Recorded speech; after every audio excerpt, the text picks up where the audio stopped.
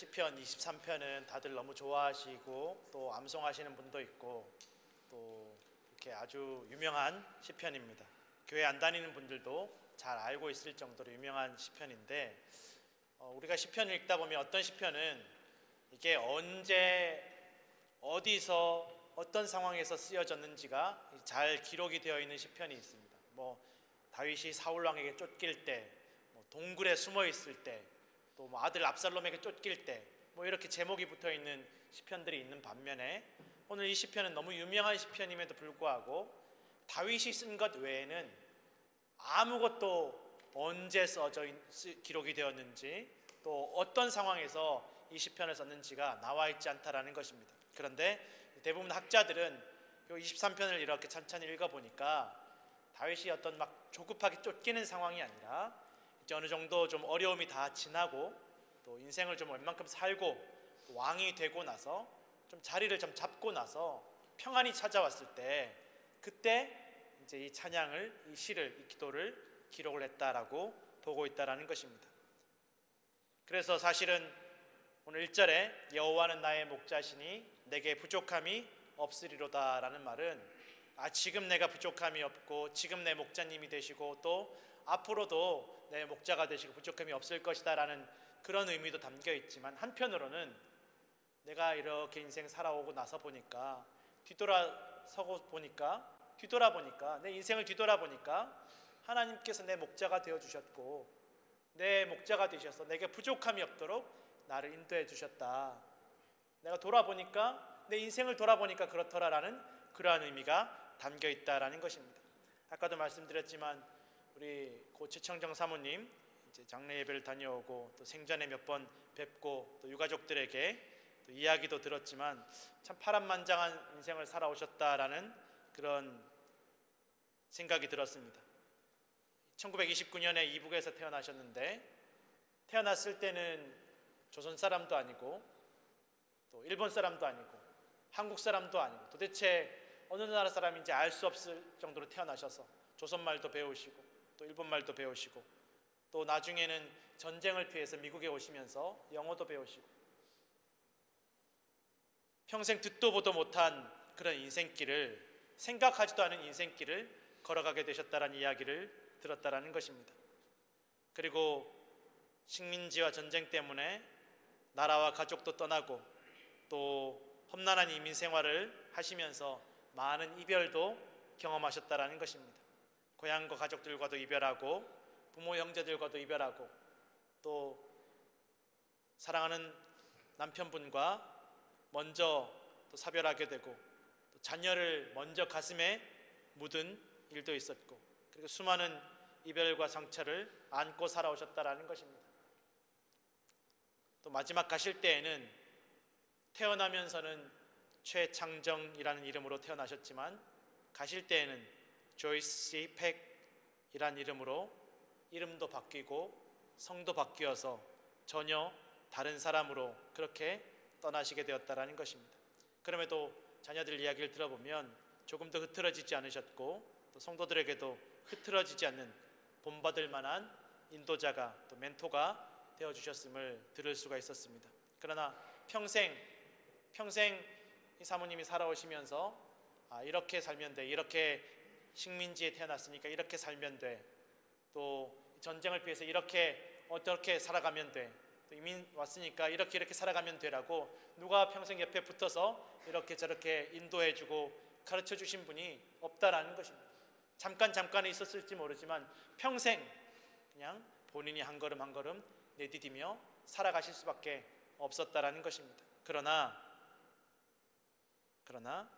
마지막까지 일평생 동안 사모님을 인도해준 사람은 없을지라도 하나님께서 사모님의 목자가 되셔서 일평생 인도해 주셨고, 마지막 죽음 앞에서도 그리고 죽음 이후에 만나게 될 영원한 생명 앞에서도 하나님께서 목자가 되시고 인도자가 되어주셔서 인도하여 주셨음을 들을 수가 있었습니다. 성도 여러분, 오늘도 하나님께서 우리의 목자가 되시고 지난 세월 또 지금도 앞으로도 영원히 우리를 인도하여 주실 것을 믿으시기를 부탁드립니다.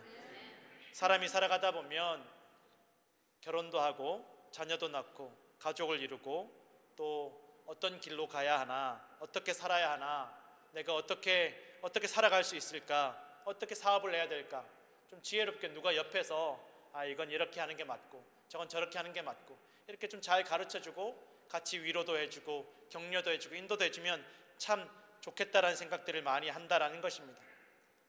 그러면 나보다 먼저 경험한 또 나보다 더 많이 아는 그분이 나를 좀 인도해주고 도와주고 옆에서 붙잡아주면 참 좋겠다라는 생각을 한다라는 것입니다. 그래서 다들 멘토를 찾기 위해서 애를 쓴다라는 것입니다. 나한테 좀 좋은 조언을 해줄 수 있는 분, 내 인생의 발걸음을 잘 바른 길로 인도해 줄 수 있는 분, 나 붙잡아 줄 수 있는 분. 멘토라는 말의 원래 사전적인 의미는 경험이 있고 믿을 수 있는 조언자를 의미한다라는 것입니다. 쉽게 말하면 낭떠러지에 내가 떨어지려고 할 때 이 줄을 내려주어서 나를 그 줄을 붙잡고 끌어올려 줄 수 있는 사람, 또 전체적인 지도를 그려서 내가 어디로 나아가야 될지 그 길을 알려줄 수 있는 사람, 그런 사람이 멘토라는 것입니다.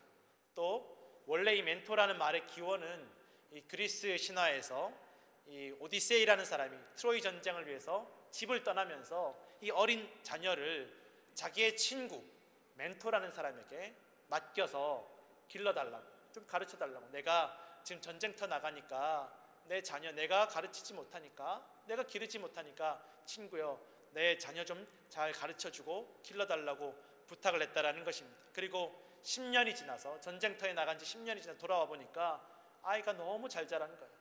이 친구 멘토가 이 오디세이의 아들을 때로는 친구처럼, 때로는 아버지처럼, 때로는 선생님처럼 잘 길러주고 인도해 주었다라는 것입니다. 여기에서 나온 말이다라고 생각하는 사람들도 있다라는 것입니다. 그래서 그렇게 훌륭한 선생님이라는 의미로 쓰이고 그런 교육의 모습을 바로 멘토링이라고 한다라는 것입니다.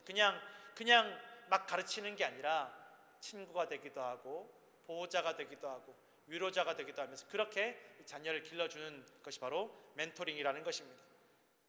우리가 쉽게 생각하면 아니 가족이 있는데 부모님이 멘토가 되어주는 것이 좋지 않나, 또는 형이, 또 가까운 부부가, 남편이, 아내가 멘토가 되어주는 것이 쉽고 간단한 일이지 않나, 오히려 그게 자연스러운 일이지 않나라고 생각하지만 참 어렵다라는 것입니다. 오히려 가까울수록 멘토가 되고 가르치는 것이 쉽지 않다라는 것입니다. 그래서 가족끼리 운전 가르치다가 서로 원수가 되고 또 공부 가르치다가 실망과 상처만 남는 일들이 많더라는 것입니다. 그래서 가족 간에, 또 부모 자식 간에, 부부 간에, 형제 간에 서로 멘토가 되어주고 가르치고 인도하는 것이 참 어렵다라는 것입니다. 설사 그렇게 어려운 일이지만 부모님이 멘토가 되어주시고 형제가 멘토가 되어주고 또 배우자가 멘토가 되어주었지만 길지 않다라는 것입니다. 부모님도 결국은 언젠간 떠나셔야 되고 또 형제도 언젠가는 멀어져야 하고 부부도 영원히 함께 할 수 없다라는 것입니다. 그리고 결정적으로 서로의 상황이 너무나 다르다라는 것입니다. 부모님이 경험했던 그 세상, 부모님이 경험했던 그 세월이 자녀가 지금 살아가고 있는 세월과 세상과는 다르다라는 것입니다. 부부도 마찬가지입니다. 일평생 다르게 살아왔고 또 앞으로 다르게 살아갈 수밖에 없고 보는 것이 다르고 생각하는 것이 다르기 때문에 멘토가 되어주기, 완벽한 멘토가 되기는 어렵다라는 것입니다. 형제도 마찬가지라는 것입니다. 그 누구도 이 세상에서 우리에게 완벽한 멘토가 되고 목자가 되고 인도자가 되어주기는 어렵다라는 것입니다. 다윗의 시대의 목자는 양떼를 인도해서 양떼가 가야 되는 길을 잘 안내하고 이끌면서 먹을 풀이 있는 푸른 초장으로 안내하고 쉴 만한 물가로 인도하는, 그리고 짐승들로부터 이 양떼를 보호해주는 역할을 했다라는 것입니다. 실패와 고난에서 건져주고 위협으로부터 지켜주고 걸어가야 할 바른 길을 안내해주는 인도자이고 멘토였다라는 것입니다. 다윗은 오늘 본문에도 고백하기를 다윗 자신의 인생에서 되돌아보니까 자기 인생 가운데 자기의 목자가 되어주시고 자기 인도자가 되어주시고 위로자가 보호자가 되어주신 분은 하나님이셨다라고 고백하고 있다는 것입니다. 다윗에게 아버지가 없지 않았습니다. 아버지도 있었고 형들도 많았었고 또 자기에게 기름을 부어서 왕으로 세워주었던 사무엘 선지자도 있었고 또 자기를 사랑하고 또 자기의 음악을 좋아하고 자기에게 무기를 맡길 정도로 신뢰했던 사울왕도 있었지만 그 누구도 다윗의 멘토가 되어주지 못했고 다윗의 목자가 되어주지 못했고 하나님만이 다윗의 목자가 되어주셨음을 오늘 다윗이 고백하고 있다는 것입니다. 다윗은 아버지가 있었지만 이 아버지는 다윗이 어디에 가 있는지 손님이 와서 중요한 손님이 와서 소개시켜 주어야 할 때에도 기억하지 못하고 기억하지 않고 있으나 마나한 그런 아들로 취급했다라는 것입니다. 아들인데, 막내 아들인데 귀여움과 이쁨, 여기 막내 아들입니다, 우리 막내 아들 귀엽지 하고 사람에게 소개시켜 주는 게 아니라 걔는 지금 양치로가 있습니다, 걔 신경 안 쓰셔도 됩니다, 걔는 뭐 있어도 되고 없어도 되는 아들입니다. 그렇게 아버지도 이 막내 아들 다윗에게 목자가 되거나 멘토가 되거나 인도자가 되어주지 못했다라는 것입니다. 집에서도 자녀 대접을 받지 못했다라는, 사랑받지 못했다라는 것입니다. 그리고 다윗에게 형이 있었습니다. 형들이 많았습니다. 어느 날 아버지 심부름으로 형들에게 먹을 것과 심부름을 하게 되었는데 이 형들이 전쟁터에 나가 있습니다. 그리고 그 전쟁터에는 골리앗이라는 아주 강력한 적이 이 이스라엘 백성들을 모욕하고 너희의 하나님이 어디 있느냐, 우리 블레셋이 우리가 최고다, 너희는 아주 연약한 자들이다, 아주 개돼지만도 못한 인간들이다 라고 계속 모욕을 하니까 다윗이 형들에게 심부름 갔다가 그 이야기를 듣고 너무 화가 나는 거예요. 사람들에게 어떻게 이럴 수 있냐, 왜 다들 참고 있냐고, 하나님을 모욕하는데 왜 참고 있냐고, 이거 참으면 어떡하냐고 그렇게 이야기를 할 때 그 이야기가 이 다윗의 형의 귀에 들어간 거예요. 그러면 형이 와서 얘야, 아직 네가 어려서 잘 모르는데 우리가 그냥 참고 있는 게 아니야, 어쩔 수 이길 수 없으니까 지금 기다리고 있는 거고 네가 좀 어리니까 좀 잘 지켜봐라, 형들이 하는 것, 병사들이 하는 것, 또 왕들이 하는 것 잘 지켜봐라, 그래야 네가 배울 수 있다라고 이렇게 차근차근 가르쳐 주는 게 아니라 이 형이 다윗에게 면박을 주고 화를 내는 거예요. 어디서 잘난 척하냐고, 네가 뭔데 이렇게 와서 잘난 척하냐고, 네가 하나도 모르는 인간이, 너는 아버지가 시킨 일이나 잘할 뿐이지 왜 여기 와서 이렇게 잘난 척하냐고 면박을 주고 구박을 주더라는 것입니다. 형이라도, 피를 낳는 형이라도, 형제라도 가르쳐주고 인도해주고 보호자가 되고 위로해주는 것이 아니라 면박을 주고 책임을 돌리는 것입니다. 또 다윗에게 기름을 부어서 사울왕을 대신해서 왕으로 세워준 사무엘 선지자는 우리가 성경을 읽어보면 알지만 똑같이 사울왕에게도 기름을 부어주었고 다윗에게도 기름을 부어주었지만 똑같이 왕으로 하나님의 명령을 따라 세웠지만 이 다윗을 대하는 태도와 사울을 대하는 태도가 너무 달랐다는 것입니다. 사울에게는 너무 안타까워하고 또 뭐라도 도와주려고 하고 또 하나님께 사울을 대신해서 부탁을 하기도 하고, 이 사무엘 선지자가 사울에 대해서는 아주 특별한 애정을 쏟았다는 것입니다. 그런데 다윗에 대해서는 그냥 기름 부어준 것 외에는 아무런 관심도 기울이지, 오히려 잔인할 정도로, 냉정할 정도로 다윗에게는 무관심했다는 것입니다. 어떻게 이럴 수 있나? 이스라엘의 그런 멘토가 되는 사무엘 선지자가 왜 다윗에게는 이렇게 냉정하게 차갑게 대할 수 있나 싶을 정도로 다윗에게는 관심을 두지 않았다는 것입니다. 그러니 다윗에게는 그 누구도 멘토가 되어주지 못했고 위로자나 보호자나 인도자가 되어주지 못했다는 것입니다. 세상 그 누구도 다윗의 인생에 멘토가 되어주지 않았고 오직 하나님만이 다윗의 멘토가 되어주셨고 위로자와 보호자와 구원자가 되어주셨다는 것입니다. 아무도 다윗에게 관심도 없을 때, 심지어 아버지도 이 막내 아들에게 관심이 없을 때 하나님이 다윗을 기억하시고 다윗을 선택하시고 다윗을 부르시고 다윗을 지켜봐 주셨다라는 것입니다. 성도 여러분, 아무도 우리에게 관심이 없을 때, 모두가 다 우리를 잊어버렸을 때 하나님만은 우리를 기억하시고 영원히 우리를 인도하시고 부르시고 기름 부으시고 높여주실 것을 믿으시길 바랍니다. 모두가 다 다윗을 죽이려고 할 때, 모두가 다 다윗을 미워하고 멀리할 때, 단 한 명도 다윗 곁에서 다윗을 도와주지 못하고 다윗의 의지가 되어주지 못하고 다윗에게 좋은 말을 해주지 못할 때 오직 하나님께서 다윗과 함께 하시면서 보호자가 되어주시고 다윗을 사랑해 주시고 다윗에게 찾아와 주셨음을 우리는 성경을 통해서 알 수 있다는 것입니다. 오늘 성도 여러분, 하나님께서 우리를 이렇게 인도해 주시는 목자가 되어 주심을 믿으시기 바랍니다. 저도 목사이지만 여러분, 제가 목자가 아닙니다. 우리의 참된 목자는 오직 하나님 한 분, 예수 그리스도 한 분이심을 기억하시기를 부탁을 드립니다. 요한복음 10장 14절에서 15절 말씀 다 같이 함께 읽겠습니다. 나는 선한 목자라. 나는 내 양을 알고 양도 나를 아는 것이 아버지께서 나를 아시고 내가 아버지를 아는 것 같으니 나는 양을 위하여 목숨을 버리노라. 아멘. 다윗은 또 고백하기를 하나님께서 나의 목자가 되셔서 내게 부족함이 없다라고 고백하고 있습니다. 그렇게 무관심으로 자랐고 질투와 협박과 생명의 길을 몇 번씩 넘기고 수많은 배신을 당하고 고생을 했는데, 이 다윗이 고백하기를 내가 지난 세월 돌아보니까 하나님이 나에게 전혀 부족함이 없도록 인도해 주셨다라고 고백하고 있다는 것입니다. 그 모진 세월을 다 지냈지만, 그 눈물 많은 세월을 지냈지만, 그 캄캄한 골짜기를 지나왔지만 하나님께서 나로 하여금 부족함이 없게 하셨다라고 고백하고 있다라는 것입니다.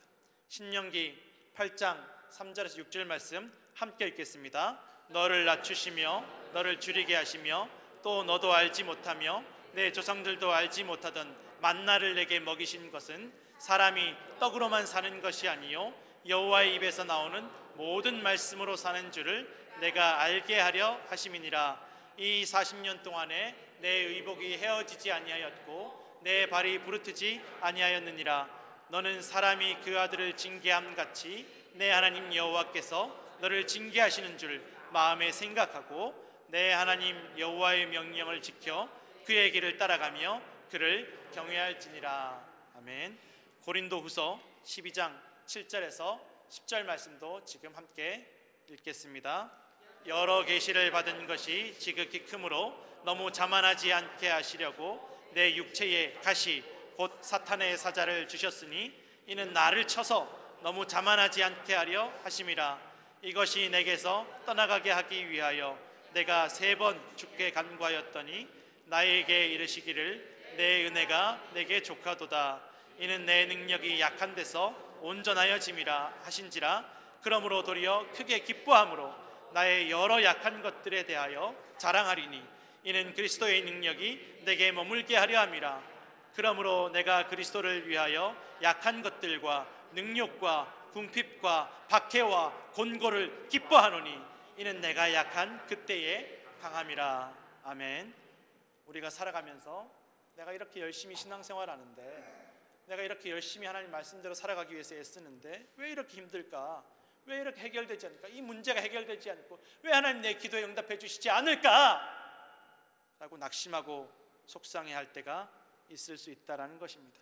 하루하루 살아가는 게 너무 힘들다, 광야와 같다. 그러나 오늘 성경은 말씀하고 있습니다. 하나님께서 살게 하시고 하나님 말씀으로 살게 하시고 하나님께서 생명을 주심을 경험하고 깨달아서 알게 하시기 위해서 그 광야길을 걷게 하시고, 그러나 그 광야길에서 먹이시고 입히시고 보호하시고 여기까지 인도하신 것을 기억하라고 말씀하고 있다는 것입니다. 지난 세월을 돌아보면 하나님께서 어떻게 인도하셨는지, 얼마나 수없이 많은 은혜와 기적을 주셨는지를 기억하라고 말씀하고 있다는 것입니다. 하나님께서 징계하실 때에도 미워서 못되라고 징계하시는 것이 아니라 사람이 자녀를 징계하듯이 사랑하니까 잘 되라고, 나쁜 길 가지 말라고 그렇게 징계하신다는 것을 말씀하고 있다는 것입니다. 목자의 지팡이와 막대기는 짐승도 물리치고 도적도 물리치지만 양떼가 어긋난 길로 가지 않도록, 낭떠러지로 떨어지지 않도록 치기도 한다는 것입니다. 너 그쪽으로 가면 안 된다는 것입니다. 너 그쪽으로 하면 죽는다는 것입니다. 너 그쪽으로 하면 멸망한다는 것입니다. 오늘 3절에 나오는 의의 길, 목자 되신 하나님께서 의의 길로 인도하신다는 이 의의 길은 올바른 길, 그러나 도덕적이고 윤리적인 길을 의미하는 것이 아니라는 것입니다. 이 유대 지역에 가면 이 산지에 양들이 다니는 수많은 길들이 있습니다. 선들이 막 그어져 있는 다 길입니다. 그러나 길이라고 선이 그어져 있다고, 발자국이 있다고 다 길이 아니라는 것입니다. 그 중에는 낭떠러지로 떨어져서 죽을 수밖에 없는 길이 있고, 또 어떤 길은 푸른 초장으로 쉴만한 물가로 가는 사는 길이 있다라는 것입니다. 의의 길은 사는 길입니다.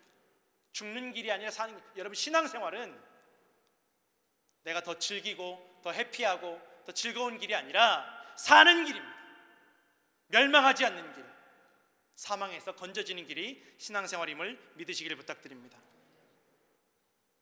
남들이 걸어간 길이라고 해서 다 맞는 길이 아닙니다. 맞는 길, 바른 길, 사는 길은 참된 목자 되시고 선한 목자 되시는 예수 그리스도께서 우리의 길이 되심을 믿으시기를 부탁드립니다. 요한복음 14장 6절을 함께 읽겠습니다. 예수께서 이르시되 내가 곧 길이요 진리요 생명이니 나로 말미암지 않고는 아버지께로 올 자가 없느니라. 아멘. 이스라엘 지역은 대부분 남쪽은 광야입니다. 사막과 같은 광야인데 이곳은 비가 올 때만 우기에만 풀이 자랍니다. 북쪽으로 올라갈수록 물과 먹을 풀이 많다라는 것입니다. 그런데 이 목자들이 물과 풀이 있는 북쪽에만 머물 수가 없습니다. 양떼가 얼마나 많은지, 얼마나 많이 먹는지 북쪽의 풀이 다 씨가 마른다라는 것입니다. 그래서 때가 되어서 남쪽에 비가 올 때, 남쪽에 드디어 풀이 자랄 때는 양떼를 몰고 남쪽에 있는 광야 쪽에서 풀을 먹이다가 이제 건기가 와서 남쪽의 풀들이 없어질 때가 되면 다시 북쪽으로 올라간다라는 것입니다. 그런데 이스라엘의 깊은 골짜기들, 정말 이곳은 죽음의 골짜기라고 부를 정도로 깊은 골짜기들은 이게 방향이 동서로 나 있다라는 것입니다. 무슨 말입니까? 동서로 나 있는 깊은 골짜기에는 대낮에도 해가 비치지 않습니다. 빛이 없습니다. 캄캄합니다. 그런데 그곳에 빛만 없는 것이 아니라 짐승들이 기다리고 있습니다. 짐승들이 안다라는 거예요. 이때쯤이 되면 양떼가 지나간다. 여기서 기다리면 양떼 잡아먹을 수 있다. 도적떼도 기다립니다. 저 목자들을 쳐서 빼앗자. 그러나 이 골짜기 지나가지 않을 수 없습니다. 피할 수 없습니다. 이 골짜기 지나가지 않으려고 하면 굶어 죽는 수밖에 없습니다. 반드시 지나가야 됩니다. 아프리카의 물소떼인 누우떼는 이 세렝게티라는 초원에서 마사이 마라라는 초원으로 먹이를 찾아서 1년에 한 번씩 움직여야 된다고 합니다. 건기와 우기에 따라서 풀이 있는 곳을 찾아서. 그런데 반드시 마라 강이라는 강을 건너야 됩니다. 근데 마라 강이 긴 수백 킬로에 이르는 강이지만 이 수많은 수백만 마리의 짐승들이 건널 수 있는 지점은 정해져 있다는 것입니다. 아무데나 막 건널 수 있는 것이 아니라 딱 건널 수 있는 지점이 있는데, 이게 물소떼만 이것을 아는 것이 아니라 그 강에 있는 악어떼들이 다 안다라는 거예요. 여기서만 기다리면 이 물소떼가 지나갈 때 다 잡아먹을 수 있다. 건너가지 않으면, 악어떼가 무서워서 건너가지 않으면 굶어 죽는 거예요. 다 같이 굶어 죽는 거예요. 반드시 건너가고 피할 수 없는 길이 있다라는 것입니다. 그래서 어쩔 수 없이 수백만 마리 물소떼가 지나가다 보면 제일 약한 새끼들부터 잡아먹는다라는 것입니다. 물 위에서 떨어져 나오고 다치고 병들고 약한 새끼들부터 악어떼들에게 잡아먹힌다라는 것입니다. 그래도 살기 위해서 건너가야 된다라는 것입니다. 5분의 1이 잡아먹힌다라고 합니다. 마찬가지로 유대 광야에서도 이 사망의 골짜기, 죽음의 골짜기 지나가지 않을 수 없습니다. 피할 수 없습니다. 목자의 지팡이와 막대기가 이 사망의 골짜기에서 양떼를 지켜줍니다. 성도 여러분, 우리가 피할 수 없는 고난과 어려움과 낙심과 고통 가운데, 죽음 가운데 하나님의 지팡이와 막대기가 우리를 지키시고 인도하심을 믿으시기를 부탁을 드립니다. 우리가 인생을 살아가다 보면 피할 수 없는 어려움이 있습니다. 정말 죽을 것 같은 어려움이 있습니다. 정말 이렇게 있다가 내가 죽겠다 싶은 어려움과 고통과 고민이 있습니다. 제일 심각한 것은 바로 마음의 병입니다. 오늘날 뉴스를 보면 많은 사람들이 마약에 중독되고 중독에서 빠져나오지 못합니다. 몸도 가누지 못하고 감정도 조절하지 못하고 스스로 죽어가는 것을 깨닫지 못합니다. 왜 마약에 중독이 됩니까? 두려우니까, 불안하니까, 외로우니까, 누가 나 도와줄 사람이 없으니까, 내가 의지할 곳이 없으니까 마약을 통해 잠시만이라도 내가 이 걱정과 염려와 불안으로부터 벗어나고 싶어서 중독되는 것입니다. 그러나 그것이 살지도 죽지도 못하게 만드는 저주라는 것을 깨닫지 못하는 것입니다. 그 중독에서 빠져나오지 못합니다. 우리의 힘으로는 빠져나올 수 없습니다. 빌립보서 4장 6절에서 7절 말씀 함께 읽겠습니다. 아무것도 염려하지 말고 다만 모든 일에 기도와 간구로 너희 구할 것을 감사함으로 하나님께 아뢰라. 그리하면 모든 지각에 뛰어난 하나님의 평강이 그리스도 예수 안에서 너희 마음과 생각을 지키시리라. 아멘. 성도 여러분, 기도하면 하나님께서 도와주십니다. 간구하면 하나님께서 지켜주십니다. 감사하면 하나님께서 우리의 마음과 생각을 지켜주실 줄로 믿으시기 바랍니다. 피할 수 없는 두려움과 염려와 낙심을 감사함으로 기도와 간구로 하나님께 맡기시기를 부탁드립니다. 그러면 사망의 골짜기에서, 피할 수 없는 그 골짜기에서 하나님께서 원수들 앞에서, 짐승들 앞에서 잔치상을 차려주시고 안전하고 배부르고 기쁘고 즐겁게 먹여주실 것을 믿으시기 바랍니다. 여호와 하나님께서 우리를 위해 십자가에서 피 흘리시고 죽기까지 사랑하시는 예수 그리스도께서 우리의 평생 동안 함께 하시며 영원히 목자가 되어주실 줄로 믿습니다. 그래서 우리는 영원히 하나님을 떠날 수 없고 떠나서도 안 된다라는 것입니다. 오늘도 믿음으로 주님께 바짝 붙여서 다시 살고 영원히 사는 길로 걸어가시는 성도들 되시기를 간절히 축원합니다. 기도하겠습니다.